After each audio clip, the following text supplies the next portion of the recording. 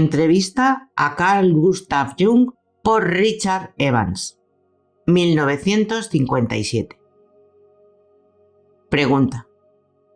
Durante algunos años, usted estuvo trabajando conjuntamente con el Dr. Sigmund Freud. Para muchos sería de gran interés saber cómo oyó hablar de él y cómo llegó a implicarse con algunas de sus ideas. Jung. Fue durante el año 1900, en diciembre, poco después de publicar su libro sobre la interpretación de los sueños. Mi superior, el profesor Dr. Bleuer, me pidió reseñar el libro. Lo estudié con mucha atención y no entendí muchas de las cosas que decía. Me sonaba extraño, pero tuve la impresión de que ese hombre sabía realmente de lo que estaba hablando y pensé, esto es sin duda una obra maestra llena de futuro. Por entonces yo no tenía ideas propias, sino solamente era candidato de ayudante en la clínica psiquiátrica. Después empecé con psicología experimental o psicopatología. Apliqué el método de asociación experimental de Wood que había utilizado en la clínica psiquiátrica de Kaplin en Múnich y obtuve resultados. La reacción a una serie de palabras no tiene mayor interés. Lo interesante era porque algunos no reaccionaban ante ciertas palabras o reaccionaban de manera inadecuada. Entonces empecé a estudiar esos momentos, donde la atención o la capacidad de atención empezaba a desaparecer. Y repentinamente descubrí que la gente pensaba en asuntos íntimos y personales, cosas que tenían en la mente aunque momentáneamente no pensaran en ellas, es decir, cuando no eran conscientes. Sin embargo, aparecía una inhibición inconsciente que hacía difícil expresar estas cosas. Y entonces, al examinar todos esos casos cuidadosamente, vi que se trataba de lo que Freud llamó represiones, y también qué quería decir con simbolización. Después escribí un libro sobre la psicología de la demencia, llamada ahora esquizofrenia, y le envié el libro a Freud. Le hablé de mis experimentos de asociación y cómo estos confirmaban su teoría hasta el momento. Así es como empezó mi amistad con Freud. Evans. Una de las ideas fundamentales de la original teoría psicoanalítica era la concepción freudiana de la libido como una energía sexual psíquica. Jung. Verá, al principio yo tenía naturalmente ciertos prejuicios contra esa idea, y después de un tiempo las superé. Pude hacerlo debido a mi información en biología y no podía negar la importancia de los instintos sexuales. Pero más tarde me di cuenta de que estaba muy equivocado. El hombre no solamente está gobernado por el instinto sexual, hay otros instintos también. Por ejemplo, en biología, el instinto nutricional es tan importante como el sexual. O en sociedades primitivas, la sexualidad tiene un papel menor que la comida. La comida es el deseo más grande. El sexo lo pueden tener en cualquier momento. No son tímidos, pero la comida es difícil de conseguir y por lo tanto el mayor interés. En otras sociedades, por ejemplo, el poder tribal es más importante que la sexualidad. Por ejemplo, hay muchos hombres de negocios que son impotentes porque toda su energía va dirigida a hacer dinero o a dictar leyes para todo el mundo. Les interesa más que relacionarse con las mujeres. El inferior Dr. Adler, el más joven, el más débil naturalmente, se interesaba por el poder. Quería ser un hombre de éxito, pero Freud era el hombre de éxito. Él estaba arriba. Solo tenía interés en el placer, el principio del placer, mientras que Adler estaba interesado en el poder. Evans. Entonces, ¿cree que es un resultado de la personalidad? Jung. Sí, es natural. Es una de las dos maneras de mirar la realidad. Haces de la realidad un objeto de placer. Si eres lo suficientemente poderoso, o haces de ella un objeto de deseo para conseguirla y para poseerla. Evans. Hay quienes dicen que los pacientes del Dr. Freud vio en ese periodo en Viena que eran individuos reprimidos sexualmente, y como la mayoría de los pacientes eran de ese tipo, reforzó sus teorías. Jung. Bueno, es cierto que al final de la época victoriana hubo una reacción mundial contra los tabúes sexuales. Uno no entendía por qué o por qué no, y Freud pertenece a ese tiempo. Es una especie de liberación de la mente. Aparece la cuestión del inconsciente.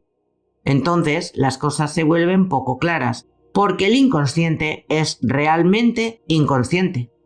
No tiene objetos, no se ve nada, solo puede inferirse. Tenemos que crear un modelo posible de estructura, pues no podemos verlo. El Dr. Freud llegó al concepto del inconsciente basándose en conclusiones como a las que yo había llegado con los experimentos. La gente reaccionaba, decía y hacía cosas sin saber que lo hacían o decían.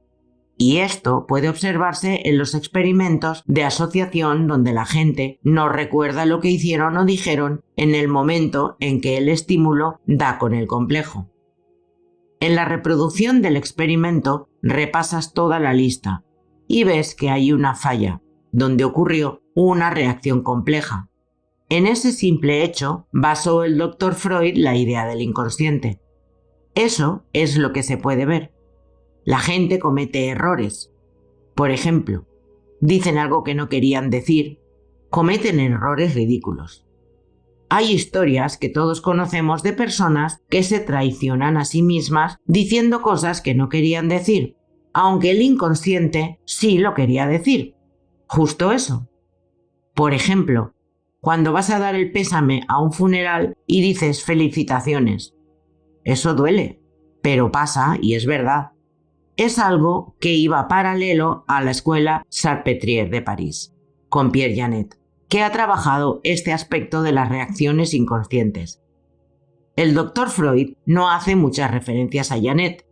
Yo estudié con él en París y en gran parte forjó mis ideas. Es un gran observador, aunque su teoría no era dinámica o psicológica, sino más bien una teoría fisiológica de los fenómenos inconscientes. Es decir, que la potencia de atención del consciente pasa a un nivel inferior del que tiene la consciencia y se vuelve inconsciente. Esta es también la opinión del Dr. Freud, pero dice, baja porque es ayudado, presionado desde arriba. Esta fue mi primera diferencia con Freud. Hay casos en que mis observaciones donde no había represión desde arriba, pero el concepto en sí es verdadero. Los pensamientos que se volvían inconscientes se escondían por voluntad propia. No había represión. Al contrario, tenían cierta autonomía. Así descubrí el principio de autonomía. Y esos pensamientos que desaparecen tienen el poder de actuar independientemente de mi voluntad. Incluso aparecen cuando quiero decir algo en concreto. Interfieren y hablan por sí mismos, a diferencia de lo que yo quería decir. O me hacen hacer algo que no quería hacer o se esconden cuando los quiero usar y desaparecen. Evans. Uno de los conceptos que conocemos del Dr. Freud es el trauma del nacimiento. Nacer es un trauma real. Tiene un gran impacto en el ego y se desvela a lo largo de la vida. Jung. Nacer es muy importante para un ego. Si no, no lo sería. Es traumático caer del cielo. Evans. ¿Defiende usted la postura que dice que el trauma del nacimiento tiene un efecto psicológico? Jung. Es algo que le pasa a todos. Todo el mundo ha nacido. Todo el mundo ha pasado por ese trauma. La palabra trauma ha perdido su significado. Es un hecho general. No puedes decir que es un trauma, se ha convertido en un hecho, porque no puede observarse una psicología que no ha nacido. Entonces podría hablarse de que es el trauma del nacimiento. Hasta entonces no podía hablarse de él. Simplemente es un error epistemológico. Evans. Dr. Jung, Hemos hablado del nivel oral temprano, y usted lo entiende literalmente como un instinto de nutrición. Ahora, otro punto fundamental es el desarrollo del ego. ¿Cómo se entiende en una postura psicoanalítica convencional? ¿Es que hay otro nivel crítico, el desarrollo de un nivel anal? Jung. Bueno, puede usarse esa terminología porque está demostrado que los niños se interesan mucho por todos los orificios del cuerpo y hacen cosas muy desagradables.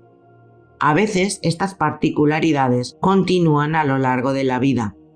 Es asombroso lo que puede llegar a oírse en estos casos. Es igual de cierto que las personas que tienen estas preferencias también desarrollan un carácter peculiar. En la infancia, el carácter ya está ahí. El niño no nace tabula rasa. El niño nace con una gran complejidad, con determinantes que ya existen, que estarán siempre, y eso le entrega el carácter en su más tierna infancia.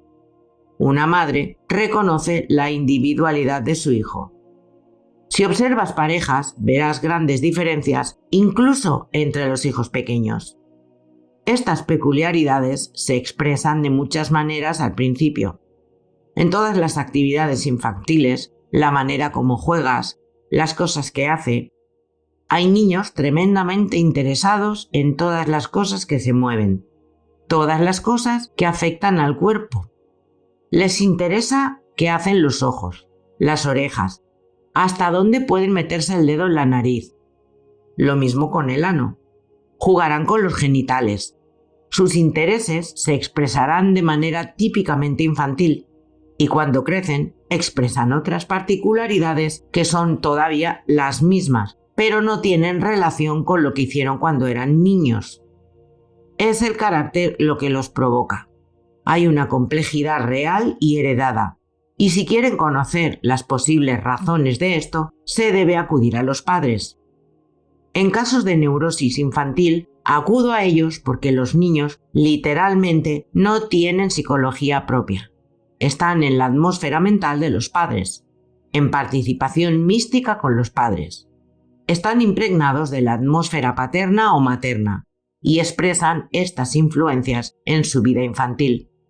Por ejemplo, un hijo ilegítimo está particularmente expuesto a dificultades ambientales como las desgracias de la madre, todas las complicaciones, etc. Un niño así extrañará a un padre. Para compensarlo, escoge o nombra una parte de su cuerpo como padre, en vez del padre, y empiezan, por ejemplo, a masturbarse. Por eso, muchos hijos ilegítimos se vuelven terriblemente autoeróticos, incluso criminales. Evans. Una de las partes centrales de lo que se ha llamado desarrollo psicosexual en la teoría psicoanalítica convencional es el complejo de Edipo, y creo que usted acuñó ese término. Jung. Eso es lo que yo llamo un arquetipo. Es el primer arquetipo que Freud ha descubierto y el único. Él piensa que es el único. Evidentemente hay muchos más. Si mira la mitología, encuentra muchísimos más, o incluso en los sueños. Pero el incesto le causó tal impresión que incluso ha elegido el término complejo de Edipo, porque era uno de los ejemplos más destacados del complejo de incesto. Este solo se aplica a los hombres. Las mujeres también tienen un complejo así, pero no es el de Edipo, es algo diferente. En el caso del hombre, es solamente el nombre de un arquetipo para su comportamiento. La relación con su madre será la misma que con su hija, en un sentido o en otro. Evans. Por lo tanto, reconoce la importancia del complejo de Edipo, pero me dice que no es el único, que es uno entre muchos. Jung. Hay varias formas de comportamiento. El de Edipo nos da un excelente ejemplo del comportamiento de un arquetipo. Describe la situación completa. Hay una madre, hay un padre, hay un hijo, hay una historia. Cómo se desarrolla esa situación y hacia qué fin llega. Eso es un arquetipo. Es una especie de drama abreviado. Empieza de una manera que se extiende, se complica y encuentra una solución. Eso es lo habitual. Por ejemplo, el instinto de los pájaros para acudir a su nido. De la manera como lo construyen, hay un principio, un desarrollo y un fin. Lo construye solamente para cobijar un cierto número de crías. El final ya se anticipa. Es por eso que en el arquetipo mismo no hay tiempo. Es una condición atemporal, donde el principio, el desarrollo y el final son lo mismo. Se dan a la vez. Esto es solo un indicio de lo que puede hacer un arquetipo. Es una cuestión muy complicada. ¿Sabe lo que es un patrón de comportamiento? La construcción del nido por parte del pájaro es un rasgo heredado. Aplicará ciertos fenómenos simbióticos entre incesto y plantas. Patrones de conducta heredados. El hombre también tiene un esquema de funcionamiento heredado. Su hígado, su corazón, sus órganos o su cerebro funcionan siempre de manera determinada. Sigue patrones fijos. Puede ser difícil verlo porque no podemos comparar. No hay seres parecidos al hombre que puedan expresarse, que puedan dar cuenta de su funcionamiento. Si ese fuera el caso, sabríamos no sé qué cosas, pero como no tenemos comparación, somos necesariamente inconscientes de nuestras condiciones. Pero es cierto que el hombre nace con una cierta manera de funcionar, un patrón de comportamiento. Esto se expresa en las imágenes o en las formas de los arquetipos. Por ejemplo, la forma que debería comportarse un hombre viene dado por un arquetipo. Los primitivos contaban historias. Su educación se basaba en las historias. Por ejemplo, reunían a los jóvenes y los mayores hacían delante de ellos todas las cosas que no debían hacerse. Y decían, esto es exactamente lo que no debéis hacer. Hablaban de todo lo que no debían hacer, como un decálogo. No harás. Y eso siempre se sustenta con cuentos mitológicos. Por ejemplo, nuestros antepasados hicieron esto y aquello, y así lo harás tú. O tal héroe ha hecho tal cosa y ese es tu modelo. En las enseñanzas de la Iglesia Católica hay miles de santos que nos enseñan cómo son modelos y sus leyendas. Esa es la mitología cristiana. En Grecia estaba Teseo, Heracles, modelos de hombres, caballeros, y ellos enseñaban cómo comportarnos. Son arquetipos de conducta. Si has vivido en circunstancias primitivas, en una selva virgen, entre grupos primitivos, entonces conoces ese fenómeno. Te invade un hechizo y después haces algo inesperado. El arquetipo es una fuerza, es autónoma. Te puede invadir, es como un ataque. Por ejemplo, enamorarse a primera vista es el mismo caso. Tienes una cierta imagen de lo que es tu mujer ideal y entonces la ves. Al menos una buena imitación de tu tipo. E instantáneamente algo te invade y caes. Y después puedes descubrir que fue un error muy grande. Un hombre es suficientemente capaz, lo bastante inteligente, para ver que la mujer que ha elegido, más bien la que lo ha capturado, no es buena, que es una pesadilla, y me lo dice. Por Dios, doctor, ayúdeme a librarme de esta mujer. No puede, está totalmente dominado. Esto es el arquetipo del ánima. Él cree que es toda su alma, aunque es más complicado. El ánima es una forma del arquetipo que expresa el hecho de que un hombre tiene una minoría de genes femeninos. No es algo que aparece y desaparece. Siempre está presente y funciona como lo femenino en el hombre. En el siglo XVI, los humanistas descubrieron que el hombre tenía ánima y decían que cada hombre lleva una parte femenina. No es una invención moderna. Es el mismo caso con Animus, una imagen masculina en la mente de una mujer. A veces es consciente, a veces inconsciente, pero se hace real en el momento que una mujer conoce al hombre que dice las cosas correctas. Entonces sabe que dice la verdad. Él es el hombre ideal. no importa lo que sea. Estos dos arquetipos están bien fundados. De esto se puede echar mano. Son fundamentos que están muy bien definidos. Evans. Hemos hablado detalladamente de algunos factores en el desarrollo de la personalidad de un individuo y usted ha elaborado algunos conceptos. ¿Podría hablarnos de cómo construyó el término persona? Jung. Este es un concepto práctico. Dimos con él dilucidando las relaciones de la gente. Observé en mis pacientes, sobre todo en los que están en la vida pública, que tienen un modo determinado de comportarse. Por ejemplo, un doctor. El doctor actúa de forma determinada, con buenas maneras, se comporta como se espera de un médico. Incluso se identifica con eso y cree que es lo que parece ser. Debe tener cierta apariencia o la gente no creerá que es médico. Igual en un catedrático. Debe comportarse de cierta manera para que le sea posible ser un catedrático. La persona es parcialmente el resultado de las demandas de la sociedad y por otra parte es el compromiso con lo que uno gusta ser o con lo que le gusta parecer. Un cura, por ejemplo, también tiene sus formas particulares que se corresponden con las expectativas generales y también se comporta diferente a lo que la sociedad le fuerza a ser, de manera que esa ficción de sí mismo, la idea que tiene de sí mismo, está más o menos dibujada o representada. Por lo tanto, la persona es un complejo sistema de comportamiento, dictado parcialmente por la sociedad y por las expectativas o los deseos que uno tiene.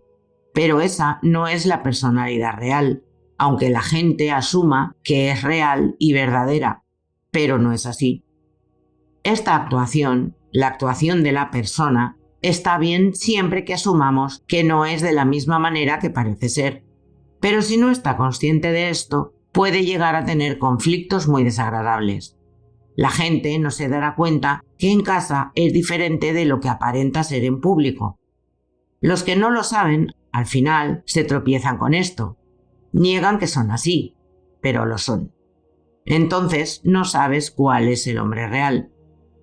¿Es el que está en casa en las relaciones íntimas o el que aparece en público? Es un problema de Jekyll y Hyde. A veces hay tantas diferencias que podríamos hablar de una doble personalidad. Cuanto más pronunciado sea, más neurótica será la persona. Se vuelven neuróticos porque se contradicen todo el tiempo y como son inconscientes de sí mismos, no lo saben.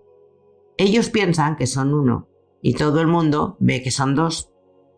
Algunos conocen un lado, otros el otro. Hay situaciones que entran en conflicto, porque la manera como son crea ciertas situaciones en las relaciones de las personas y estas situaciones no concuerdan, son disonantes. Cuantas más veces pasa, más neurótica es la persona. Evans. También está el término uno mismo. ¿Para usted tiene un significante diferente al ego? Jung. Sí, por supuesto. Cuando digo uno mismo, no se debe de pensar en el yo mismo, porque ese es solo su yo empírico y eso está definido por el término ego. Pero cuando hablamos de uno mismo, hablamos de una personalidad más compleja que el ego, porque el ego solo consiste en lo que eres consciente, pero tú no eres uno mismo. La personalidad completa del hombre es indescriptible. Su consciente puede ser descrito, su inconsciente no, porque el inconsciente, repito, es siempre inconsciente. Es realmente inconsciente. No lo conocemos. No conocemos nuestra personalidad inconsciente. Tenemos indicios, ideas, pero en realidad no lo conocemos. Nadie puede decir dónde acaba el hombre, y eso es lo bonito. Es muy interesante. El inconsciente del hombre puede llegar a Dios sabe dónde. Es en ese lugar donde se pueden hacer descubrimientos. Evans. Otra de sus ideas principales es el concepto introversión y extroversión. Jung. Simplemente son conceptos prácticos. Hay personas que definitivamente se influencian más por su entorno que por sus propias intenciones, pero hay otras personas que están más influenciadas por el factor subjetivo. El factor subjetivo fue descrito por Freud como autoerotismo patológico, pero esto es un error. La psique tiene dos condiciones muy importantes: las influencias ambientales y el hecho de cómo está formada. La psique no es tabula rasa. Tenemos una mezcla y una combinación de genes, y estos se forman en el primer momento de nuestra vida. Nos dan un carácter, incluso al niño más pequeño, y eso es el factor subjetivo mirado desde fuera. Pero si lo miramos desde dentro, es como si observáramos el mundo. Pero cuando observas el mundo, ves la casa, el cielo y los objetos tangibles.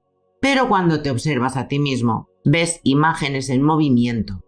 Un mundo de imágenes conocidas generalmente como fantasías. Sin embargo, estas fantasías son hechos. Es un hecho que un hombre tenga tal fantasía, y es un hecho tangible también que cuando un hombre tiene una fantasía, otro puede perder su vida o construir un puente. Todo esto es lo que haces en principio. Es una fantasía. Y el hecho de que tenga una realidad, no hay que olvidar que es una fantasía, que es algo, no un objeto tangible, pero igualmente es un hecho. Hace que sea una forma de energía que es imposible de medir, una manifestación de algo. Esto es una realidad. Por ejemplo, el Tratado de Paz de Versalles. No se puede mostrar, pero fue un hecho.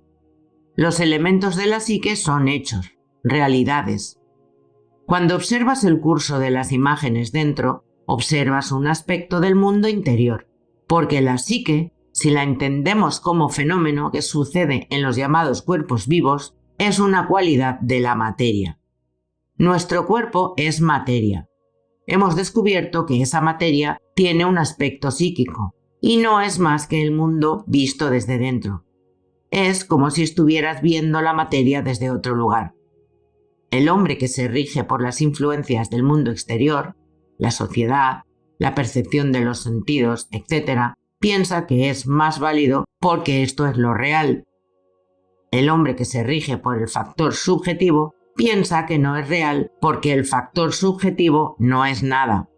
No. Ese hombre está igualmente bien cimentado porque está basado en el mundo desde dentro. Tiene razón, incluso si dice: no hay nada más que mis fantasías. Es un mundo interior y le teme al exterior. Hablará excusándose y dirá: claro que sé que todo es mi fantasía, y está resentido con el mundo en general, sobre todo en Norteamérica, que es extremadamente extrovertida. El introvertido no tiene cabida, porque no sabe que contempla el mundo desde dentro, y eso le da dignidad y veracidad, porque especialmente hoy en día el mundo cuelga de un hilo muy fino, y es la psique del hombre. Asumamos que ciertos individuos en Moscú se ponen nerviosos y pierden el sentido común, y en cosa de segundos el mundo estará en llamas. Hoy en día no nos vemos amenazados por catástrofes naturales, sino que todo está hecho por el hombre. Nosotros somos el peligro. Nuestra psique es el peligro. ¿Qué pasaría si le pasara algo a la psique? ¿Entiendes? Hoy en día está demostrado el poder que la psique tiene. Lo importante es saber algo de ella, pero no sabemos nada. Nadie daría crédito a la idea de que los procesos psíquicos del hombre corriente tienen algún tipo de importancia. Solamente piensa en lo que le rodea. Le enseñan esto y lo otro. Cree en esto y en lo otro. Y sobre todo, si tiene casa y comida, entonces no tiene ni idea. Es un gran error. Por eso es con lo que el hombre nace. No nace tabula rasa, sino como realidad. Evans. ¿Cree que hay solamente introvertidos extremos y extrovertidos extremos? Jung. Bismarck dijo: Dios pueda protegerme de mis amigos, que con mis enemigos puedo yo solo. Ya sabe cómo son las personas. Agarran una palabra y esquematizan todo alrededor. No hay un extrovertido puro o un introvertido puro. Un hombre así sería un lunático. Estos términos designan una tendencia, por influencias ambientales o por el factor subjetivo. Y hay gente bien equilibrada y que está influenciada por el exterior como por el interior. Como ocurre con todas las clasificaciones, son solo puntos de orientación. Todo mi esquema de tipologías es una especie de orientación. Hay un factor de introversión. Hay un factor de extroversión. La clasificación de los individuos no significa nada de nada. Es solo el instrumento que utiliza la psicología para dar una explicación. Por ejemplo, del marido a su mujer. Muchas veces se da el caso. Es casi una norma, aunque no quiero dar demasiadas normas. Que un hombre introvertido sea extrovertido para compensar o, caso contrario, para completar. Evans.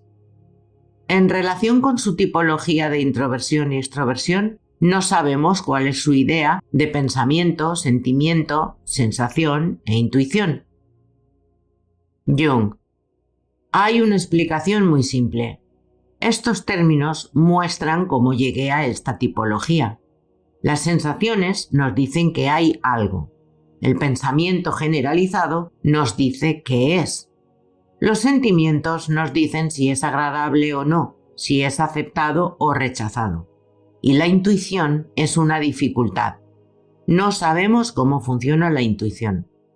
Un hombre tiene una intuición y no podemos decir qué es exactamente o de dónde viene. Es algo curioso lo de la intuición. Le voy a contar una historia. Había dos pacientes, el hombre era del tipo sensitivo y la mujer del tipo intuitivo. Claramente se sintieron atraídos. Agarraron un bote y fueron al lago de Zúrich. Habían unos pájaros que se metían en el agua para pescar. Después de un rato salían, pero no sabían dónde. Y entonces apostaron para ver quién sería el primero en ver el pájaro. Podríamos pensar que el que observa la realidad cuidadosamente es el tipo sensitivo. Evidentemente ganaría. Para nada. La mujer ganó la apuesta. La ganó en todo momento porque por intuición ella lo sabía de antes. ¿Cómo puede ser? A veces podemos averiguar cómo funciona algo si encontramos los enlaces intermedios. Es una percepción y solo obtenemos el resultado al lograr la cadena de asociaciones. A veces podemos averiguarlo, pero normalmente no. Así que mi definición es: la intuición es una percepción a través del inconsciente. Es lo único que puedo decir.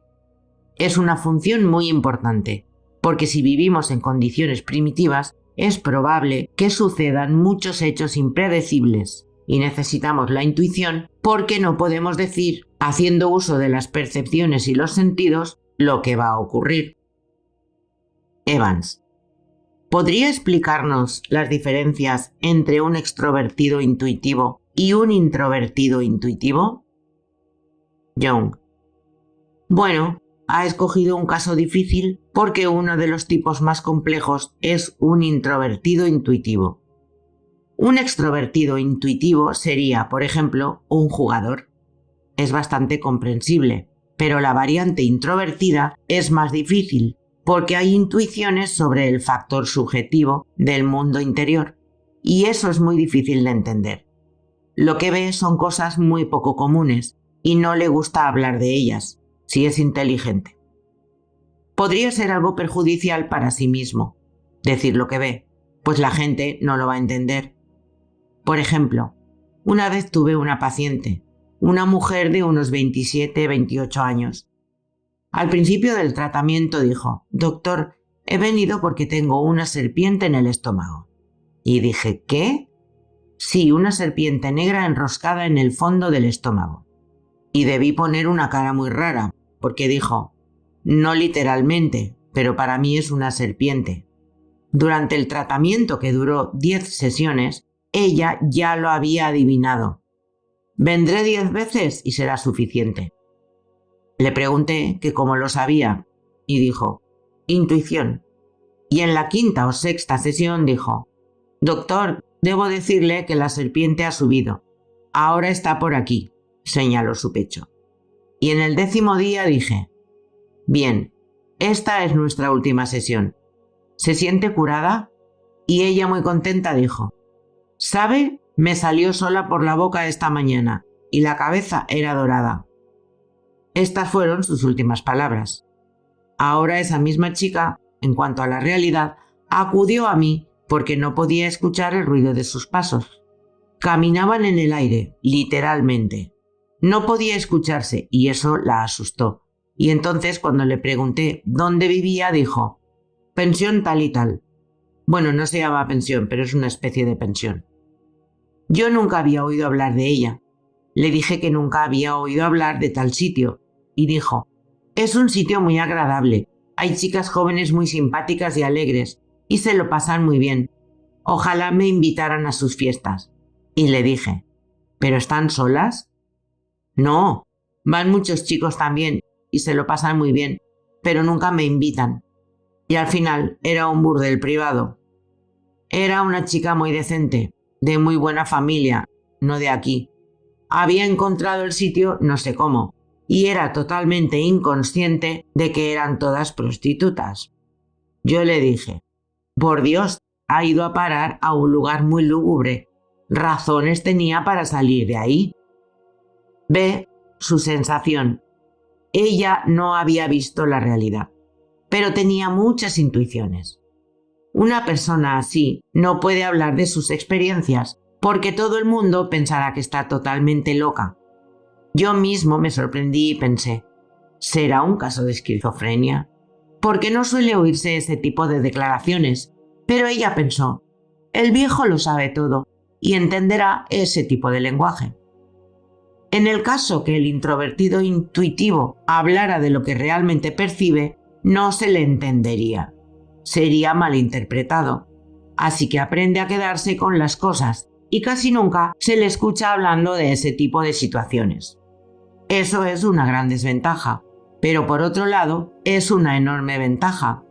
No solo se habla de las experiencias que tiene, sino también de las relaciones. Por ejemplo, están en presencia de alguien que no conocen, tienen imágenes internas y esas imágenes les dan más o menos una información completa acerca de la psicología del otro. También puede pasar que estén con alguien que no conocen para nada y al conocer una parte importante de la biografía de esa persona se dan cuenta de ello y es como si abrieran la caja de Pandora. El introvertido intuitivo tiene, de cierto modo, una vida muy difícil, aunque sea una de las vidas más interesantes, pero es difícil ganarse su confianza. Es una especie de esqueleto al que hay que añadirle carne o es como un país demarcado por puntos de triangulación. Eso no significa que consista en puntos de triangulación, es solo para tener una idea de las distancias. Es un medio hacia un fin que solo tiene sentido cuando tratas casos prácticos. Le acabo de contar el caso de la chica intuitiva que vino diciendo que tenía una serpiente negra en su estómago. Bien, ese es un símbolo colectivo. No es una fantasía interior, es una fantasía colectiva. Es muy conocido en la India, aunque ella no había estado en la India, pero todos lo tenemos. Es casi humano, aunque no lo conozcamos. En el primer momento pensé: quizá esté loca, pero simplemente era intuitiva. En la India no solo se la conoce, sino que es la base del tantrismo. Es la Kundalini, la serpiente Kundalini. Es algo conocido por pocos especialistas. Generalmente no se conoce que tengamos una serpiente en el estómago, pero eso es un sueño colectivo, una fantasía colectiva. Puede ser que el inconsciente tenga que decir algo tan desagradable que uno no quiera escucharlo. Y en muchos casos sería menos neurótico poder aceptar las cosas que son más desagradables o inconvenientes. Así que siempre hay un cierto nivel de depresión, pero eso no es lo principal. Lo principal es que son conscientes.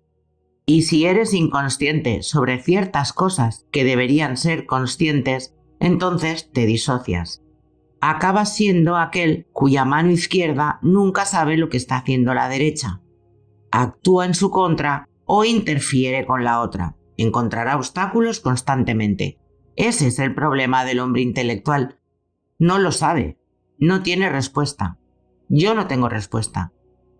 ¿Qué hacemos? Pues vamos a ver lo que sueñas. Los sueños son la manifestación del inconsciente. Y él no sabe qué es eso. Le explico que tiene un inconsciente y que el sueño es su manifestación. Si tenemos éxito analizando el sueño, podremos hacernos una idea de qué le hace pensar de esta manera. En el tratamiento de la neurosis hay que dejar a un lado el consciente personal. Aparecerán sueños que demuestran que el inconsciente colectivo se ha activado. Mientras haya material en la naturaleza de una persona, este se debe tratar con el inconsciente personal. Pero cuando llegas a una cuestión, un problema que ya no es meramente personal, sino colectivo, como los sueños colectivos, en ese momento podemos empezar con la observación del inconsciente. Avanzamos día a día con los datos que produce el inconsciente. Hablamos de los sueños y encontramos la nueva superficie del problema. Después tiene otro sueño que nos da una respuesta. Porque el inconsciente está en relación con la consistencia. Porque el inconsciente está en relación con la consciencia y después de un tiempo te haces una idea general. Con esa idea general y la necesaria resistencia moral, entonces se podrá curar. Pero al final es una cuestión moral. Si uno se aplica o no, hay una forma como ocurre la integración de la consciencia. La más común es a través del análisis de los sueños. Por ejemplo, llegar a conocer el contenido del inconsciente. Ya lo he dicho. Empezamos con materia personal, cuestiones sucesivas, cuestiones de las dificultades que tiene un individuo para adaptarse a las condiciones ambientales, etc. Pues bien, una observación generalizada es que cuando hablas con un individuo y dejas que te introduzcan sus preocupaciones, sus intereses, sus emociones, es decir, te transmites sus complejos íntimos, entonces entras lentamente a ser una especie de autoridad. Te convierte en un punto de referencia. Te hace poseedor de todas las cosas importantes del desarrollo de una persona. Por ejemplo, recuerdo que analicé un político norteamericano muy conocido y me contó algunos secretos de Estado. Y de repente me dijo, Dios mío, ¿qué he hecho? Puede pedir $1 millón por lo que le he contado. Y yo dije, bueno, no me interesa. Puede estar tranquilo, no lo voy a traicionar. Mañana no lo recordaré. Esto demuestra que la persona transmite solamente cosas indiferentes. Cuando son emocionalmente importantes, entonces salen por sí mismas. Dejan salir un valor emocional muy grande, como si te confiaran mucho dinero, como si te confiaran la administración de su estado, y estar en sus manos. Muchas veces oigo cosas que podrían arruinarle la vida a la gente si yo las contara, o me proporcionaría, si yo tuviera tendencias chantajistas, un poder ilimitado. Eso crea una relación emocional con el analista, lo que el Dr. Freud llamó transferencia, el cual es un problema central de la psicología analítica. Es como si estas personas te hubieran entregado su existencia entera. Esto puede tener efectos muy peculiares en el individuo. Pueden odiarte, pueden amarte, pero no les eres indiferente. Entonces se crea una especie de relación emocional entre el paciente y el médico. De esta manera, cuando entregas tales materiales, esos contenidos se asocian con todas las personas importantes de la vida del paciente. Normalmente, las personas más importantes son los padres. Esto viene de la infancia. Los primeros problemas se dan con ellos. Por tanto, al sacar a la luz los recuerdos infantiles, sacas a la luz las imágenes del padre o de la madre. Es como si el médico ocupara el lugar del padre, incluso de la madre. Muchos de mis pacientes me llaman Madre Young, porque han sacado la imagen de la madre independientemente de la personalidad del analista. Se crea un vínculo y funciona, como si fuera la madre o el padre la autoridad central, y a eso se le llama transferencia. Es un caso concreto de proyección, pero el doctor Freud no lo llama proyección, sino transferencia. Una alusión a la vieja y supersticiosa idea de entregar la enfermedad, transferir la enfermedad a un animal o entregar el pecado a un chivo expiatorio, y el chivo expiatorio lo coge y lo hace desaparecer. Así que se entregan con la esperanza de que yo pueda tragar y digerir sus cosas por ellos. Por eso estoy en una posición de poder y tengo una gran autoridad. Por cierto, a mí también me ponen resistencia a todas las reacciones emocionales que han tenido antes con sus padres. Este es el primer nivel que hay que trabajar al analizar la situación, porque el paciente no es libre, es un esclavo, totalmente dependiente del médico, como un paciente en la mesa de operaciones. Está en las manos del cirujano para bien o para mal, y eso se tiene que acabar. Hay que trabajar sobre esa condición para llegar a una situación donde el paciente sea capaz de ver que yo no soy el padre o la madre, que soy un ser humano normal. Naturalmente, todo el mundo debe asumir que algo así es posible. Un paciente puede llegar a entender, si no es tonto, que yo soy simplemente un médico y no una figura emocional de sus fantasías, pero muy a menudo no es así. Tengo el caso de una mujer joven e inteligente, una estudiante de filosofía, una mente privilegiada. En este caso, esperarías que no me identificara con la autoridad parental, pero no pudo evitar caer en ese engaño, y en un caso así, uno recurre a los sueños. Le preguntas al inconsciente, ¿qué dices acerca de esta condición? Y ella dijo, claro que no eres mi padre, pero yo me siento así, dependo de ti. Y dije, vamos a ver qué dice el inconsciente. El inconsciente le producía sueños donde yo asumía el papel del padre. Ella aparecía como una niña sentada en mis rodillas, entre mis brazos. Yo era un padre muy tierno con la pequeña, y cada vez más los sueños iban hacia ese lugar. Que yo era una especie de gigante y ella una pequeña y frágil cosita, un pajarito en las manos de un ser enorme. Y el último sueño de esta serie, porque no puedo explicarlos todos, era en plena naturaleza. Era en un campo enorme de trigo, listo para ser cosechado. Yo era un gigante. La tenía entre mis brazos como un bebé y el viento soplaba. ¿Sabe cuando el viento hace olas en el trigo? Y con las olas yo me balanceaba así, meciéndola como si la quisiera dormir. Ella se sentía como en los brazos de un dios. Entonces la cosecha estaba madura y tuve que decírselo. Le dije, lo que proyectas en mí porque no eres consciente de ello es que tienes la idea de una deidad que no posees y por lo tanto lo ves en mí. Esto le llegó, pues tenía una intensa educación religiosa. Evidentemente, esto desapareció más adelante, y cuando desapareció de su mundo fue meramente personal. Esa concepción religiosa del mundo dejó de existir, pero la idea de una deidad no es una idea intelectual, sino un arquetipo.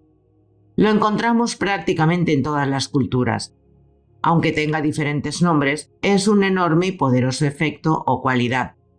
Ciertamente, ella se dio cuenta de que una imagen viene directamente de un arquetipo. No tenía la idea de un dios cristiano o de Yahvé del Viejo Testamento. Era un dios de la naturaleza, de la vegetación. Era el trigo mismo, el espíritu del trigo, el espíritu del viento. Ella estaba en los brazos de ese numen.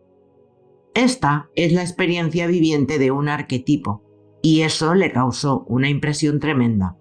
Y en el momento que se dio cuenta, vio que le faltaba realmente el valor.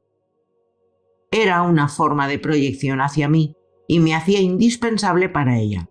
Y entonces vio que no era indispensable porque, como dice el sueño, ella está en los brazos de esa idea arquetípica.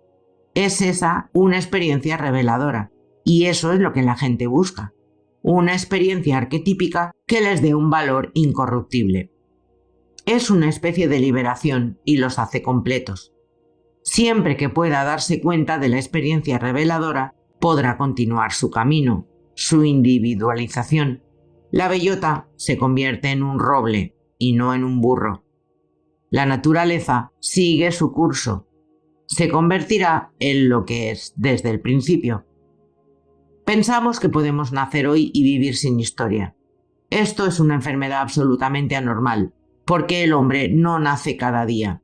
Nace en un escenario histórico específico, con las cualidades históricas específicas, y solo está completo cuando tiene una relación con estas cosas. Es como si naciera sin ojos ni orejas y creciera sin conexión con el pasado. Desde la perspectiva de la ciencia natural, no necesitas conexión con el pasado. Puedes borrarlo, pero esto es mutilar al ser humano. Desde mi experiencia, este procedimiento tiene un efecto terapéutico extraordinario. En nuestros días tenemos cierta visión del mundo, cierta filosofía. En el inconsciente hay un punto de vista. Lo podemos ver, siguiendo el ejemplo de la filosofía alquímica que actúa en la conciencia medieval exactamente como la inconsciencia actúa en nosotros. Y puedes construir incluso predecir el inconsciente de nuestros días si sabemos lo que fue ayer. Esto es, en pocas palabras, el desarrollo de mis ideas.